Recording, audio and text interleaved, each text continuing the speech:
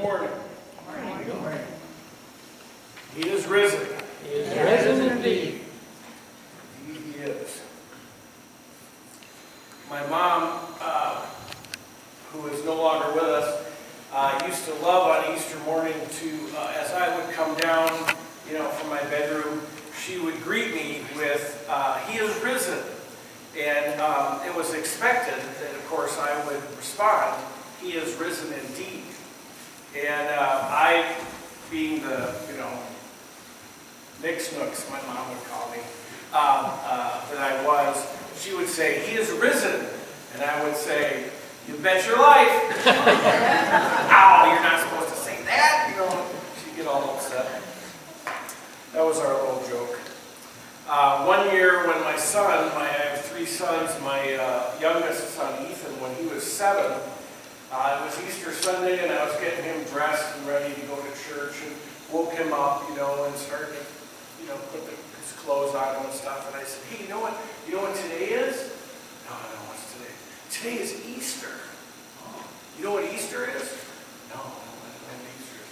"Oh, Easter, Jesus, he lived a long time ago, and he made some people angry by what he taught, and they killed him. And they put him in a grave. And then 3 days later, he rose from the dead." And my son said, "Ooh, tricky." It is pretty tricky, isn't it? It's an amazing thing. We say, almost Pavlovian response, "He is risen." He is risen indeed. But do we really believe that? You bet. Do you really believe that this guy who lived 2,000 some years ago, that he died? I mean, died dead. Dead as a doornail, put in a grave, and decomposed for 3 days, and came back to life? Do we really believe that? Wow, that's a big deal, isn't it? That's really the big question of our faith. It really is the question that puts everything in perspective. I mean, if Jesus really died on Good Friday, and 3 days later, after being in a dark tomb with a several-ton rock in front of it and a garrison of Roman soldiers guarding him, he came back to life and showed himself to people, that puts an end to all the questions about, is there a God? Does he have a plan for us? Did he create the universe? Is there purpose to life? What is that purpose? It changes everything. This event that we talk about today and kind of lightly say, he's risen indeed, that changes everything if that's really true. It's the central doctrine of Christianity. Everything that we believe hinges on this fact, on this one day. It's monumentally important that we understand this, and that we understand the implications of he is risen. He is risen indeed. Think of it this way. I got to thinking about it, and I thought, imagine, if you will, that you're at home and a storm comes through and knocks out the lights in your house. So you're there, you can't watch TV, so you've got your flashlight on, and you're, reading by flashlight. And after you've read a while, you decide, I think I'll go in the kitchen and get a snack. So you walk into the kitchen, and as your flashlight beam kind of searches around the kitchen, all of a sudden, what do you see? But you spot a lion. There's a lion in your kitchen. You now have a completely new set of priorities, prayers, and practices, don't you? If you found a 450-pound lion, that's how big lions are, in your kitchen, you would not be looking for Oreos and chips anymore, right? You would have a whole different agenda. You would be about not upsetting the lion. You would be about trying to back away. How am I going to get out of this situation? Something has radically changed in my life.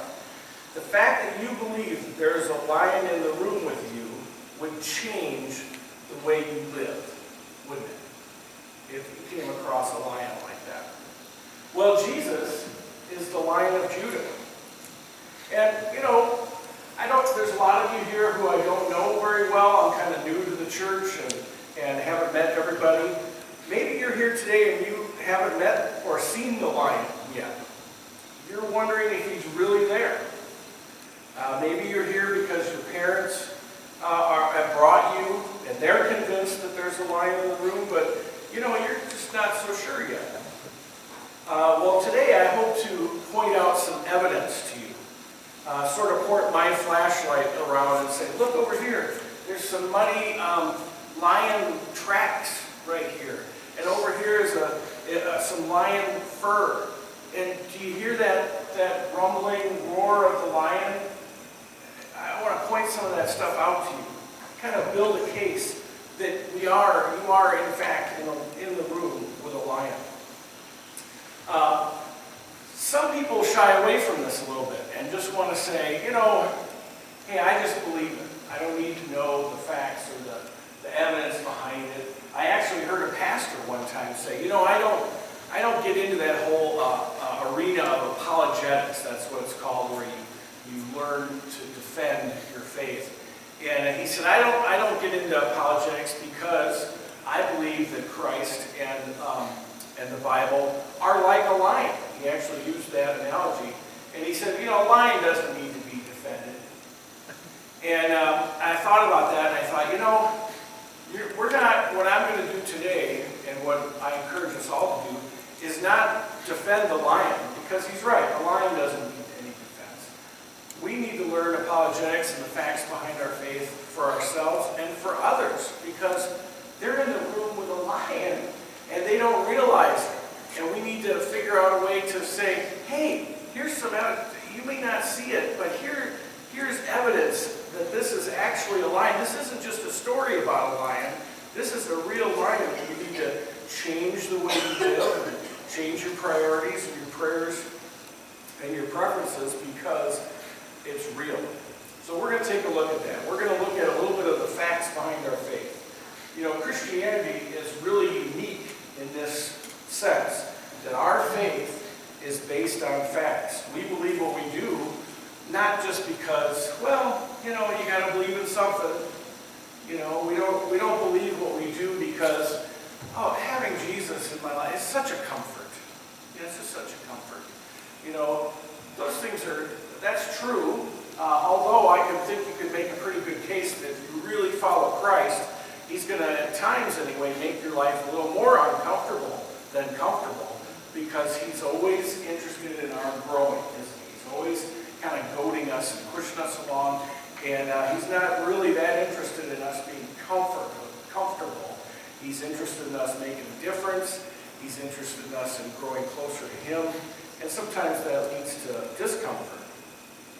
But the Christian religion, the Christian faith, is unique in that it's based on facts. Buddhists believe in nirvana without a shred of evidence. Mormons believe in these gold tablets. They don't have a shred of evidence. Can't find them. Hindus believe in reincarnation without a shred of evidence.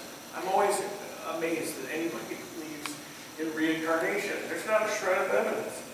But Christianity is based in evidence, and our faith is not a blind faith, but rather a faith in the facts. It's kind of like a jury would make a decision based on the facts. They don't have firsthand knowledge of the circumstances. We weren't there when Christ was crucified, but we're able to take a look at the evidence, and we embrace it if the facts add up and turn out to be worthy of our faith, which today we're going to talk about and show that that's true.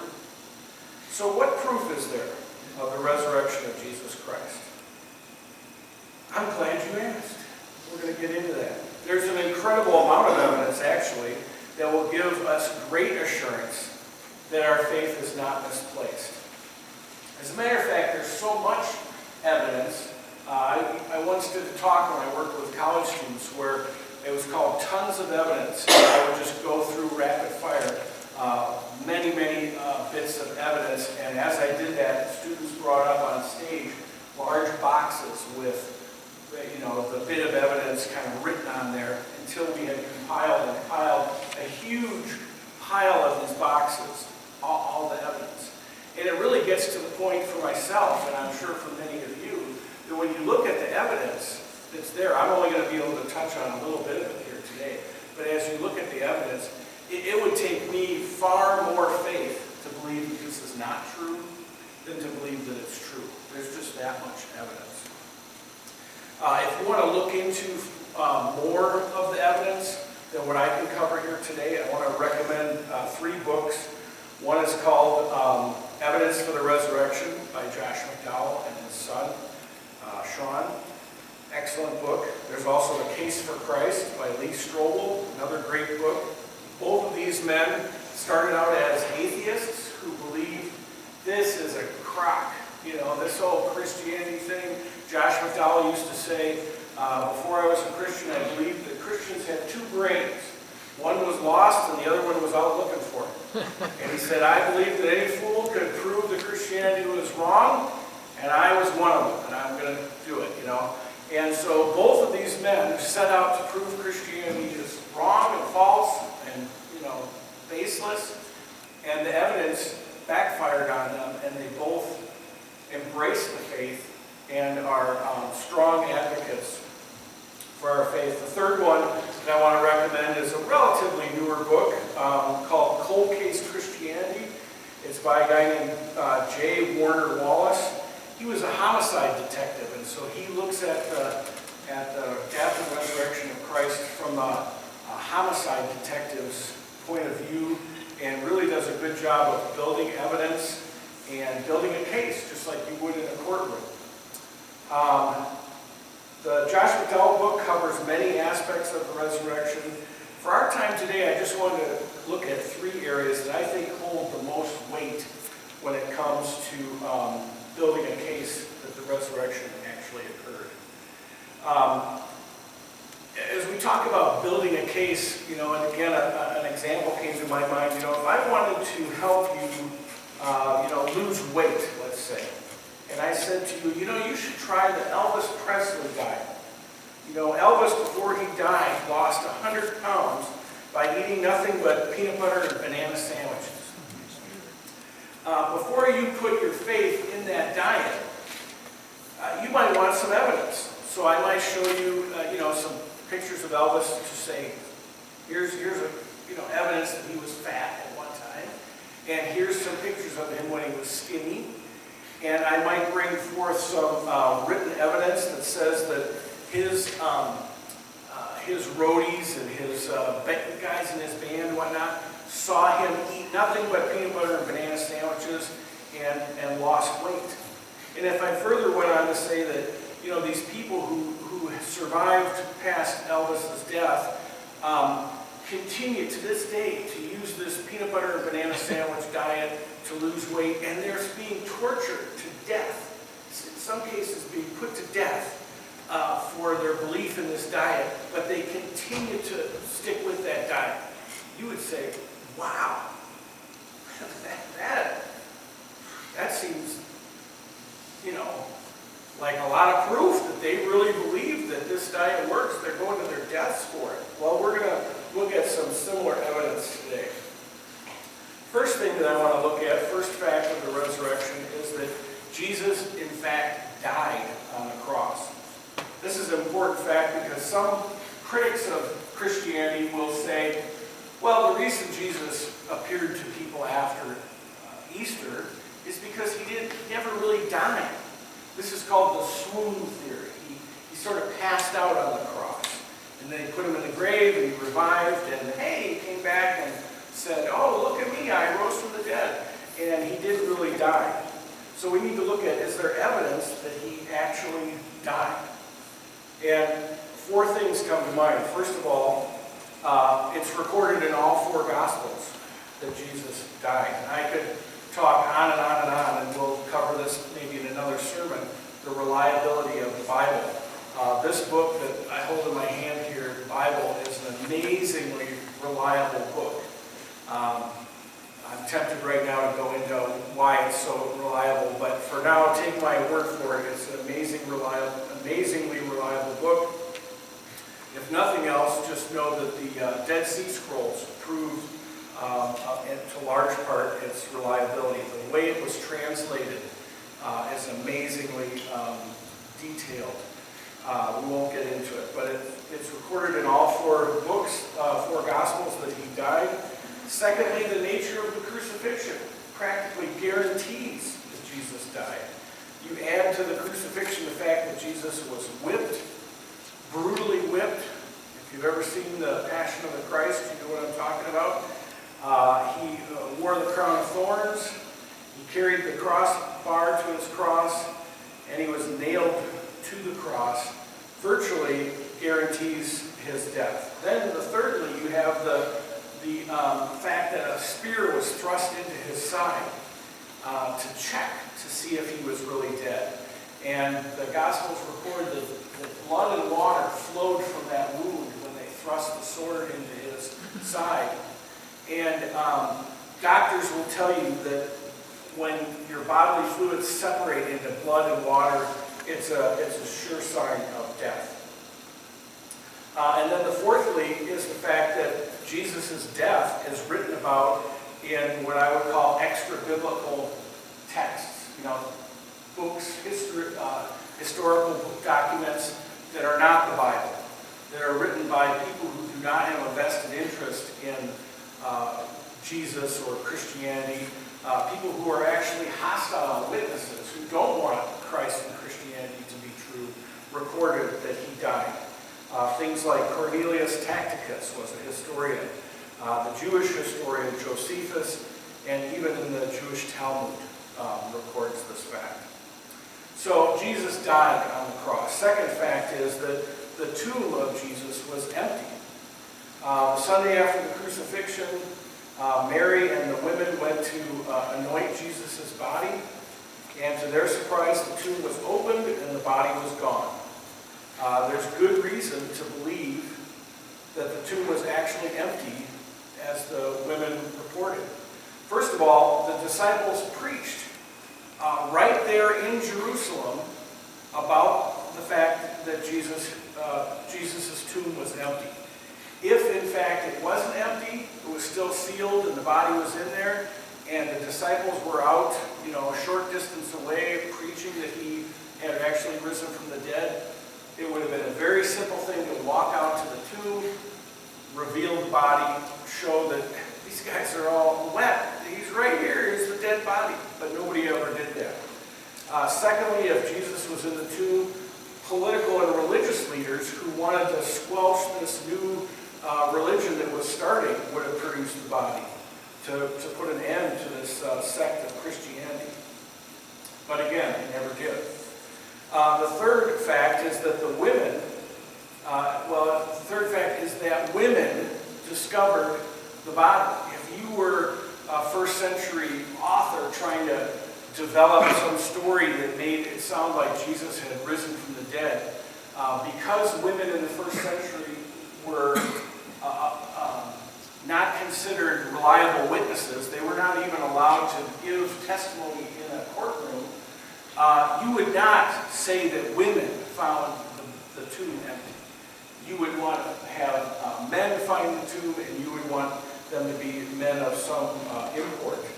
So this points to the fact that Jesus, his tomb was empty. And then fourth of all, again, we have 4 eyewitness accounts all written in the Bible saying that the tomb is empty. So Jesus, in fact, died on the cross. Jesus, in fact, had an empty tomb. And then thirdly, Jesus' disciples really believed that he had appeared to them. First of all, scholars agree that early disciples sincerely believed that Jesus rose from the dead and personally appeared to them. Josh McDowell in his book writes this: a convincing line of evidence can be found in 1 Corinthians 15, verses 3 through 8, which is a short creed that records the death, burial, resurrection, and appearances of Jesus to Peter, James, the 12 disciples, and a group of 500 believers, and finally to Paul. And in this section, they record in this little creed that he appeared to 500, many of whom are still alive. So you could have gone and interviewed those people and said, did you really see him? And they would say, yes, I did. It wasn't like, remember 5 generations back, they saw him, you know, it would be like saying that JFK is still alive. Well, JFK was shot not that long ago. There are people alive today who could testify, no, I saw him. I saw that he was dead. So we have this fact. Secondly, we have the fact that all 11 disciples, minus Judas, spent the rest of their lives as poor outlaws, trying to tell others what they believed, and died horrible, horrible deaths, including being crucified upside down, being sawn in half, being skinned alive, having their heads chopped off, being shot through with arrows, boiled in oil, and all during these torturous deaths, not a single disciple ever said, hey, wait a minute, you know, the boiling oil, let's just cool it off for a minute. We made this up. You know, no one ever recanted, ever. 11 guys, all tortured to death, never recanted. They were convinced that Christ had shown up to them. This bit of evidence is the bit of evidence that convinced Chuck Colson. I don't know if you know who Charles Colson is. Go back about 6 presidents. We had President Nixon and the whole Watergate thing that happened. Well, he had a group of men around him that helped him pull off the whole Watergate fiasco. And Chuck Colson records this. Chuck Colson was one of the guys who worked with President Nixon. And Chuck Colson says this: here we were, some of the most powerful and well-educated men in the world, and yet we could not keep secret what the president and we had done. There's no way that this ragtag group of uneducated fishermen, in other words, those 11 disciples, could steal the body of Jesus and keep it a secret their whole lives and never recant, even as they're being killed. No way. It has to be true. So I've shown that there's evidence that Jesus actually died, that the tomb was actually empty with no body and no body was ever produced. And then there's the fact that he appeared to more than 500 people, many of whom, these disciples, though tortured, lived and died radically changed lives, professing his resurrection, and not a single person ever recanted and said, no, he really didn't. So, that's just a fraction of the evidence that we have time for today. But I want to ask you, kind of shift gears a little bit and ask you, where are you at with all this? Do you believe that Jesus died and rose again? If you do, you know, it's kind of like having the light turned on in a dark room. All of a sudden, there really is life after death. There really is a God. There really is a heaven. And all the things that Jesus said really need to be taken seriously. When he said, I am the way, the truth, and the life, and no one comes to the Father but through me. When he said, no one who wants to be my disciple can follow me unless he's willing to take up his cross and follow me. Those sayings now have new weight to them when we realize this really happened. Jesus really rose from the dead.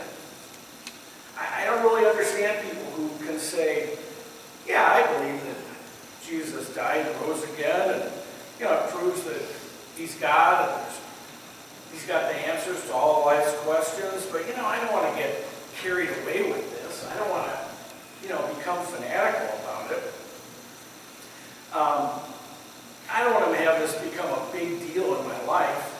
I want, as one man wrote, I just want $3 worth of God, please. I found this poem. I would like to buy $3 worth of God, please. I would like to buy just a little of the Lord, not enough to explode my soul or disturb my sleep, not enough to control my life, just enough to equal a warm cup of milk, just enough to ease some of the pain from my guilt. I would like to buy $3 worth of God, please. I would like to find a love that's pocket-sized, not enough to make me love a black man, not enough to change my heart. I can only stand enough of God to take to church when I have the time. Just enough to equal a snooze in the sunshine. I want ecstasy, not transformation. I want the warmth of the womb, not a new birth. I would like to purchase a pound of the eternal in a paper sack, guaranteed or my money back. You see, I would like to buy $3 worth of God, please. Remember in the beginning of my sermon where I talked about what it would be like if you found yourself in a room with a lion.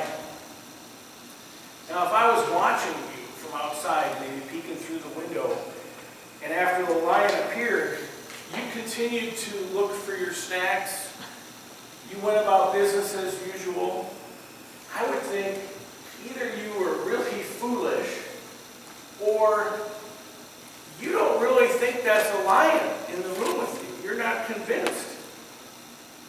Shouldn't we live differently if we really believe that he's risen? I think part of it is because oftentimes we talk about having Jesus be a part of our lives. And the way I picture this is if you had a bookshelf, a small bookshelf, and on the shelf were books, and they were labeled, my family, my job, my spouse, my hobbies, and then at some point you decide, I need to make Jesus a part of my life. And so you put a book on the shelf labeled Jesus. And sometimes we get into difficulties in our lives and we think, I got to go to that book marked Jesus and pull it out and look at it, and hopefully it gives me some answers, something that'll help me through. And people I've talked to will say, I went to that book and I pulled it out and I don't know, it didn't help. And part of it is because Jesus doesn't want to be a part of your life. Jesus was never meant to be one of the books on the bookshelf alongside your bookmarked hobbies and family. Jesus was meant to be the bookshelf that holds everything together, that you put your other things into, that Jesus was meant to be Lord of our lives, not just a part of our lives. So I guess my encouragement to you today as we celebrate the resurrection is, first of all, to ask yourself, do you truly believe that he rose from the dead? And if you're here and you're not convinced, we're glad you're here. Welcome. Please come again. But take a look at some of the evidence. Take a look at some of these books that I recommend. Talk to one of us. Keep digging. Ask some questions. We're convinced that you're in the room with a lion. And we want you to see him. As I mentioned before, he's even referred to in the Bible as the Lion of Judah. And again, there's a lot more evidence than I covered this morning. So I want to encourage you to keep looking. If you're here and you do believe, you're among those people who say, I do believe that Christ rose from the dead. I see it. I see the lion in the room. I want to just ask you and leave you with this question. Are you living in such a way that others, would peek in through the window of your life and see, oh yeah, he sees the lion. He's acting differently. Or are you just going about life, business as usual, and Jesus is a part of your life? He's just one of the books on the shelf. When you realize the supremacy of Jesus, the majesty as we sang about today, the reality that he actually died and rose again, that he is that lion in the room, it changes, it should change the way we live our lives. And I'm not talking about, being a religious nut, and encouraging you to be the guy who's dragging a cross through town. Although, when you really begin to see who Jesus is, you sort of understand that guy a little better, don't you? You kind of go, that guy sees it. I'm not sure that's what I would want to do, but man, he's doing something different. But I want to ask you to evaluate your life and say, are my priorities, my prayers, and my practices in such a way that outsiders would see something different? We have a faith based on facts, and I want to encourage you to celebrate today that he is risen. He is risen indeed. Amen? Amen. Let's pray together. Father, thank you that you created us in such a way that our hearts cannot embrace what our mind rejects. And you gave us enough evidence, you gave us overwhelming evidence, if we're really honest and take the time to evaluate it, such that our hearts can embrace and our minds can accept what your Son did. Lord, thank you that you sent him to die in our place, pay the penalty for our sins, so that we can have that relationship with you, so that we can celebrate these kinds of things. But Lord, I pray that we would live differently, because we know we're in the room with the lion. We're in the room with the Lion of Judah. We are people who are following Christ, who died, was buried, and rose again, showed himself to his disciples, and sent them on a mission that we're a part of. Lord, I pray that we would live differently because of it. I ask all this in your name.